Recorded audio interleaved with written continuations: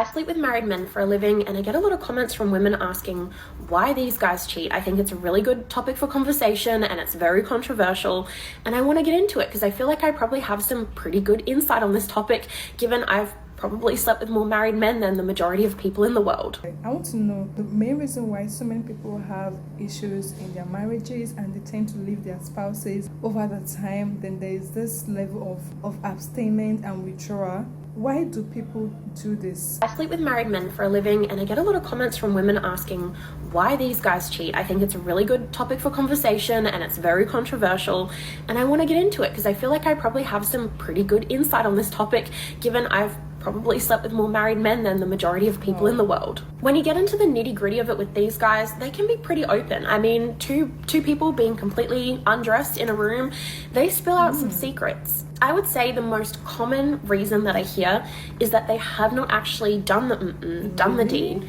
in extended periods of time. So numbers that I've heard is 1 year, 3 years, 5 years, 10 years. Hold on a second. 10 years.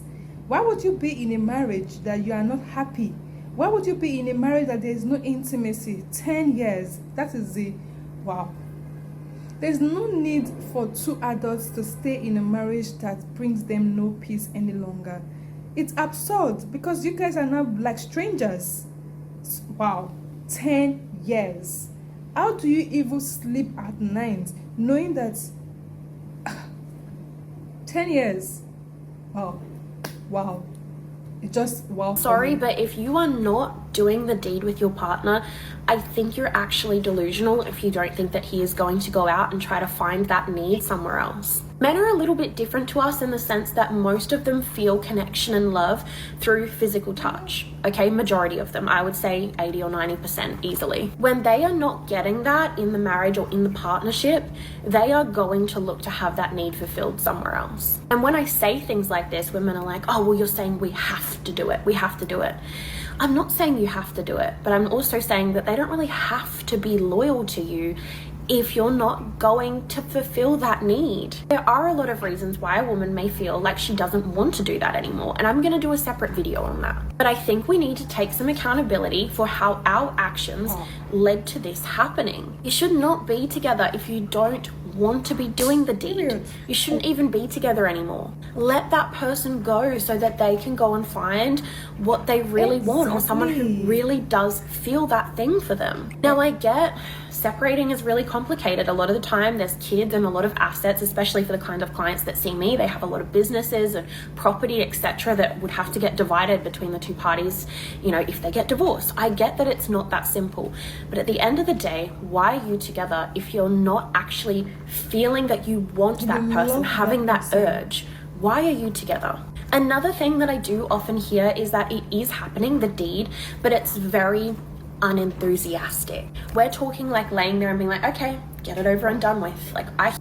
Oh my god, this is actually so weird and so wow. Oh my god, why would you not be active?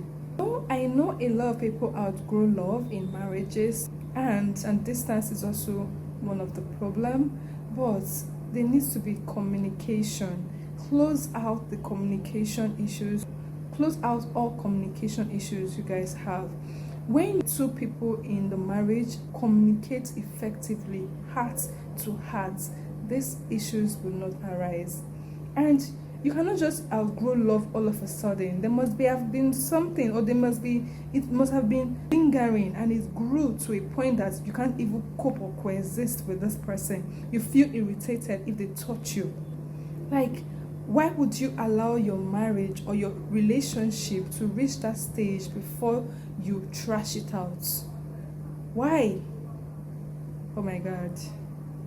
Hear this all the time. That is not an experience that anyone wants to have, feeling like they have forced their partner into doing it and you're just laying there and taking it, like you're not an active participant in it.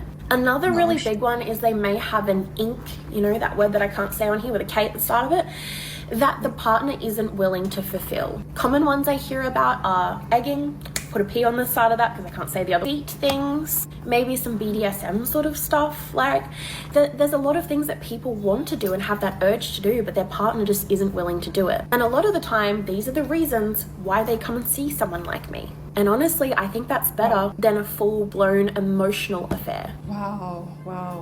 This video was wow. This lady has come out loud to come and say she sleeps with married men because they are not happy in their homes. So why would you be in a relationship or marriage that is not bringing you peace, that you are no longer happy? You just coexist living in one building, but the two people in same house are not happy together.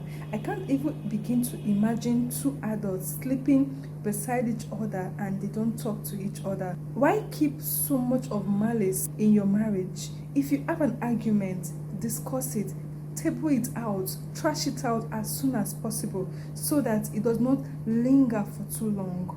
This is why most people have troubles in their marriages. This lady has come out to say she enjoys sleeping with married men and they actually open up to her when they are naked. When it has gotten to a point of looking for peace elsewhere, just end it. End the marriage. I know there are a lot of things that people consider before ending their marriages, because of the kids, because of this, because of funds. There are many reasons, but you guys can actually have a joint custody of the kids if it resorts to that.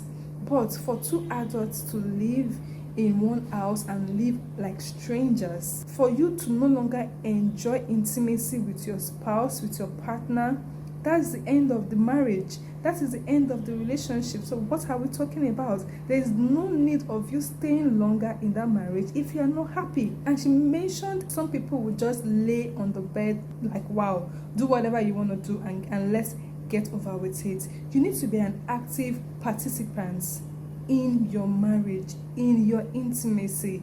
There needs to be a connection. These issues in marriage needs to be trashed, or you see a counselor, because you get to a stage where you go outside of the marriage to look for that peace and for that happiness. Like, make it make sense. People need to communicate more effectively in their relationship. People need to have these things discussed. Let your partners understand you. Let the both of you understand one another. Intimacy needs to be enjoyed and not to be forced at all. You won't even enjoy it if the person is just lay back and you are the one doing all the work. It's a joint effort. It's a joint effort. Anyways, this is actually I want to know what you're thinking about this. Till then, I'll see you in the next one. To this.